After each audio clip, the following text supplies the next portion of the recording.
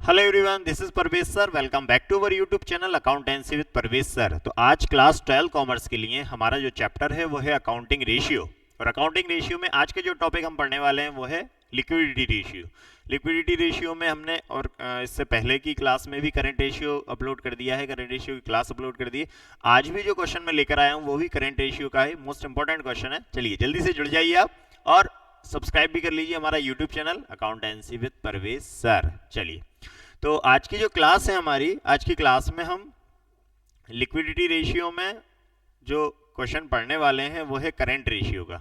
चलिए, बहुत अच्छा क्वेश्चन है ये करंट रेशियो का। मैंने आपको बताया था कि करंट रेशियो में हमें दो चीजें याद रखना है। एक तो करंट रेशियो का फॉर्मूला, तो करंट रेशियो का फॉर्मूला सिंपल से current assets upon current liabilities है ना, ये सिंपल सा फॉर्मूला है। तो एक चीज तो आपको एक फॉर्मूला याद रखना है।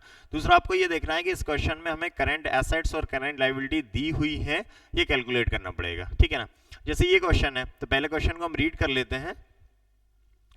Calculate current ratio from the given data. तो हमें करेंट रेशियो कैलकुलेट करना है। टोटल एसेट्स है हमारे पास क्वेश्चन में 3 lakh rupees. Non current liabilities हैं, मींस लॉन्ग टर्म लाइबिलिटीज हैं 80,000 सॉरी। शेयर होल्डर फंड है 2 लाख। फिक्स्ड एसेट्स हैं 1 लाख। नॉन करेंट इन्वेस्टमेंट है 1,20,000। नॉन करेंट इन्वेस्टमेंट का मतलब हो गया लॉन्ग टर्म इन्वेस्टमेंट, है ना।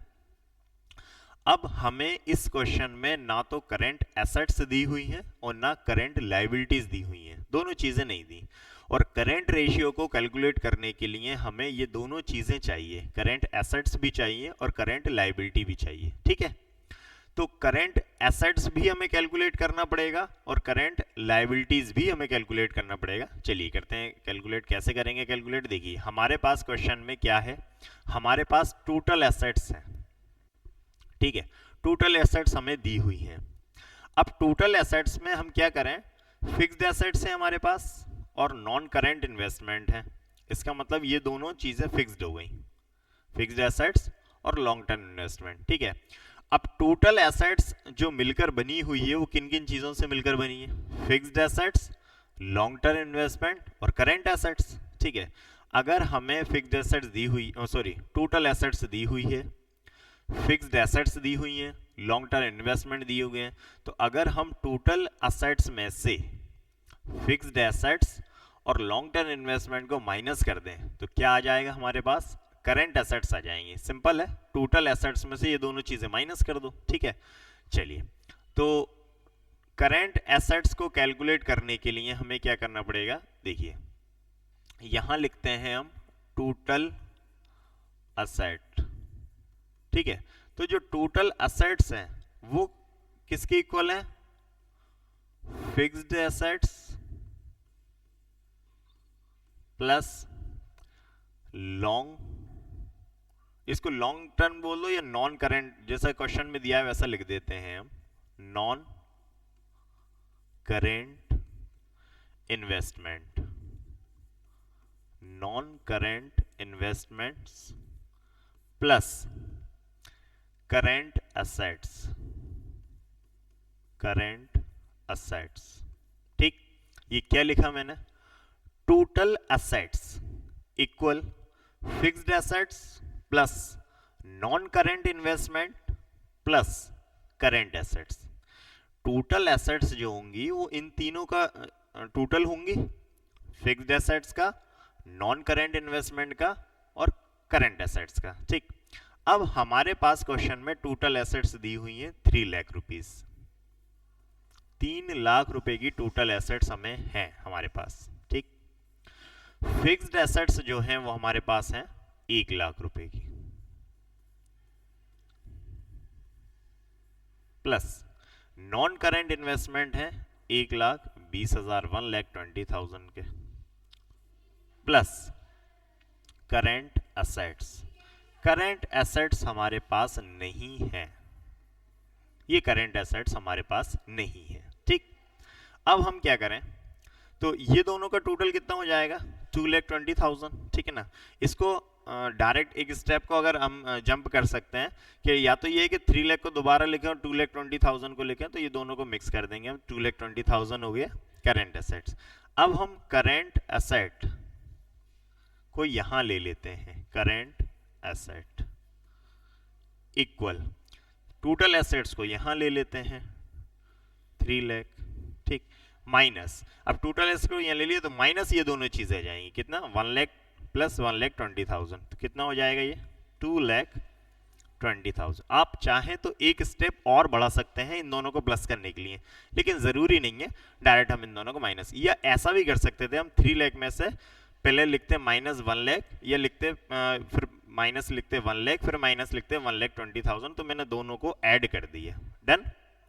अब करेंट एसेट्स कितनी आ गई, 3 लाख में से 2,20,000 माइनस किया हमने, तो 80,000 करेंट एसेट्स आ गई हैं हमारे पास, ठीक है। करेंट एसेट्स मतलब एक चीज आ गई हमारे पास। करेंट रेशियो कैलकुलेट करने के लिए हमें दो चीजें चाहिए, करेंट एसेट्स और करेंट लायबिलिटीज। तो करेंट एसेट्स हमारे पास आ गई है 80,000, ठीक है, इसको आप नोट कर लीजिए, इसको हम क्लीन करते हैं। 80,000 हमारे पास करेंट एसेट्स हैं, ठीक है, इसको मैंने क्लीन कर दिया। अब हमें निकालना है करेंट लायबिलिटीज, ठीक। इस क्वेश्चन में हमें करेंट लायबिलिटीज नहीं दी हैं। क्या दिया है, देखिए, टोटल एसेट्स दी हुई हैं, नॉन करेंट लायबिलिटीज मतलब नॉन करेंट लायबिलिटी मतलब लॉन्ग टर्म लायबिलिटी दी हुई है, शेयर होल्डर फंड दिया हुआ है, fixed asset non current investment से हमें कोई मतलब नहीं है। अब आप देखिए कि जो टोटल एसेट्स होती हैं वो इक्वल होती हैं इक्विटी प्लस लायबिलिटीज के, इक्विटी और लायबिलिटीज। अब इक्विटी और लायबिलिटीज मींस आपने बैलेंस शीट देखी है, 11th में भी आपने बैलेंस शीट देखी होगी, 12th में भी बैलेंस शीट देखी होगी। बैलेंस शीट की जो लायबिलिटीज हैं और एसेट्स हैं दोनों इक्वल टोटल होता है दोनों का, मतलब जितनी टोटल एसेट्स होती हैं उतनी ही टोटल लायबिलिटी प्लस इक्विटीज होती हैं। इक्विटीज मतलब capital, share capital, share holder fund, जिसे शेयर होल्डर फंड बोल दें, जिसमें हम शेयर कैपिटल, रिजर्व, P&L ये सब इंक्लूड होता है, ठीक है। तो इसका मतलब ये हो गया कि टोटल एसेट्स जो हैं वो टोटल लायबिलिटीज प्लस इक्विटीज के इक्वल हैं। हमें इस क्वेश्चन में टोटल एसेट्स दी हुई हैं, ठीक। अब हमारे पास एक तो नॉन करेंट लायबिलिटी और शेयर होल्डर फंड है, तो अगर हम टोटल एसेट्स में से नॉन करेंट लायबिलिटीज और शेयर होल्डर फंड माइनस कर दें, ये दोनों चीजें अगर हम माइनस कर दें तो हमारे पास क्या आ जाएगा। अगर हम लायबिलिटीज का लायबिलिटी साइड को इमेजिन करें तो share holder fund, non current liabilities और करेंट लायबिलिटीज, ये तीनों मिलकर लायबिलिटीज का टोटल बना है। तो जितना लायबिलिटीज का टोटल है वही असेट्स का टोटल है। असेट्स टोटल 3 लाख रुपए की हैं, तो total liabilities, current liabilities, long term liabilities और शेयर होल्डर फंड कितने होंगे, 3 लाख रुपए के। तो हम टोटल एसेट्स में से ये चीजें माइनस कर सकते हैं, कैसे, देखिए, यहां लिखते हैं हम टोटल असेट्स, ठीक। तो टोटल असेट्स जो हैं वो इक्वल है equities plus liabilities.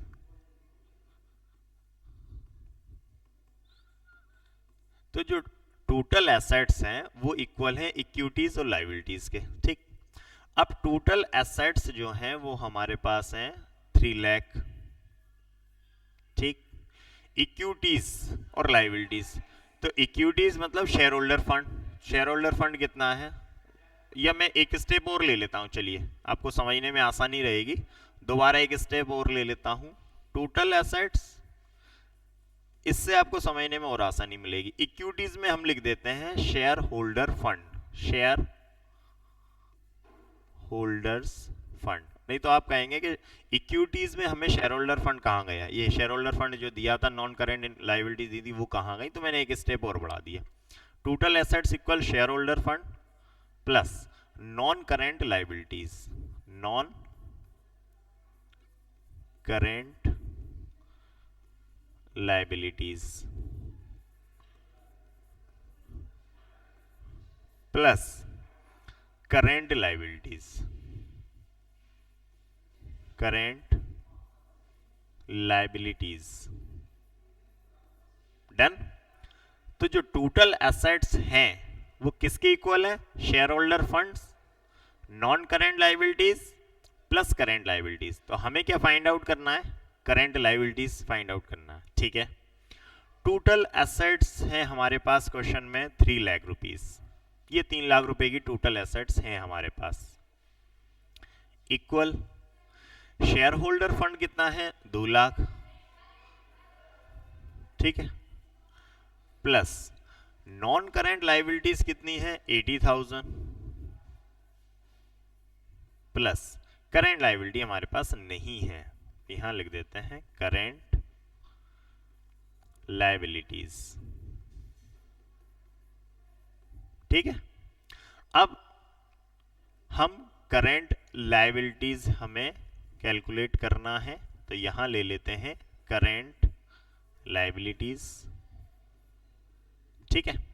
Total assets यहां आ जाएंगी और टोटल एसेट्स में से हम इन दोनों को माइनस कर देंगे, तो दोनों कितना हो रहा है? 2,80,000, डन। तो 3 लाख में से 2,80,000, 3 लाख में से 2,80,000 माइनस करेंगे तो कितना आ जाएगा? 20,000। ये जो 20,000 आ गया, ये क्या आ गया? हमारा करेंट लाइबिलिटीज आ गई, ठीक। कैसे निकाली हमने? एक बार और समझो आप। टोटल एसेट्स हमारे पास हैं, टोटल एसेट्स के इक्वल होती हैं इक्विटीज प्लस लाइबिलिटीज। जो इक्विटीज होती हैं जैसे शेयर होल्डर फंड, इसमें सब चीज़ें आ जाती हैं। शेयर होल्डर फंड में शेयर कैपिटल आ जाती है, जनरल रिजर्व आ जाता है, P&L आ जाता है, जितने भी तरह के रिजर्व आ जाते हैं, प्लस लाइबिलिटीज। तो लाइबिलिटीज में कौन कौन सी? नॉन करेंट लाइबिलिटी और करेंट लाइबिलिटी, ठीक। टोटल एसेट्स हमारे पास हैं, इक्विटीज में हमारे पास शेयर होल्डर फंड है, लाइबिलिटीज में हमारे पास नॉन करेंट लाइबिलिटी है। तो हमें क्या कैलकुलेट करना है? करेंट लाइबिलिटीज, ठीक। टोटल एसेट्स लिखी हमने 3 लाख, शेयर होल्डर फंड लिखा हमने 2 लाख, नॉन करेंट लाइबिलिटीज लिखी हमने 80,000 जो दी थी, प्लस करेंट लाइबिलिटीज हमें निकालना है।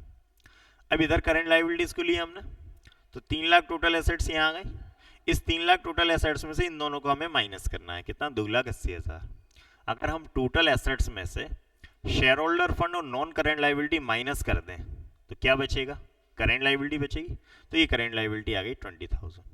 अब हमारे पास दोनों चीजें आ गई, करेंट एसेट्स आ गई जो हमने 80,000 अभी कैलकुलेट करी, करेंट लाइबिलिटीज आ गई। अब हम क्या कैलकुलेट कर सकते हैं? Current ratio. इसको आप नोट कर लीजिए, ठीक।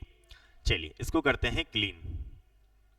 अब हम करेंट रेशियो का फॉर्मूला लगाते हैं, करेंट रेशियो। तो करेंट रेशियो का सिंपल सा फॉर्मूला आपको याद करना है, current assets upon current liabilities, current assets upon current liabilities, ठीक।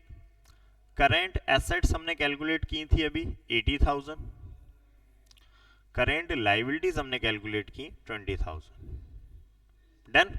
80,000 अपॉन 20,000, 40 से 40 कट, इक्वल इक्वल कट कर देंगे 0, 2 1 जा 2, 2 4 जा 8, कितना आ गया हमारा करेंट रेशियो? 4:1, 4:1 हमारा करंट रेशियो आ गया। सिंपल था, इसको आप नोट कर लीजिए, स्क्रीनशॉट ले लें इसका। तो हमें करंट रेशियो कैलकुलेट करने के लिए दोनों चीजें चाहिए रहती हैं, current ratio current assets upon current liability, ये दोनों चीजें चाहिए रहती हैं। करंट एसेट्स भी चाहिए रहती हैं और करंट लाइबिलिटीज क्वेश्चन में दी है, बहुत अच्छी चीज है, नहीं दी तो हमें इस तरह से कैलकुलेट करना पड़ता है, ठीक। इसी तरह आप जुड़े रहिए हमारे साथ और प्लीज जल्दी सब्सक्राइब कर लीजिए अकाउंटेंसी विद परेश सर हमारे यूट्यूब चैनल। और नेक्स्ट वीडियो में फिर से मैं कुछ नया टॉपिक लेकर आता हूँ, अकाउंटिंग रेशियो का फिर से कुछ नया क्वेश्चन लेकर आऊंगा। तब तक फिर से मुलाकात होगी, तब तक के लिए thank you and good bye.